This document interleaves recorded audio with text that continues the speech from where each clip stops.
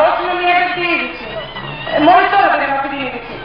Μας ειδοποίησαν ότι το ενεργητικό εργοστάσιο λείπει από τη θέση που ξέρετε. Φίλοι, κρατήστε την ηρεμία σας, τη ηρεμία σας παρακαλώ. Όποια και αν είναι αυτή, δεν θα μπορέσουμε να με μακριά άλλωστε.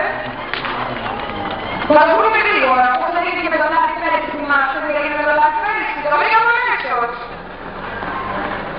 Μάλλον δεν έχει αξία εδώ τον Άκη, αφήστε το καλύτερο, είναι ένα άλλο θέμα αυτό.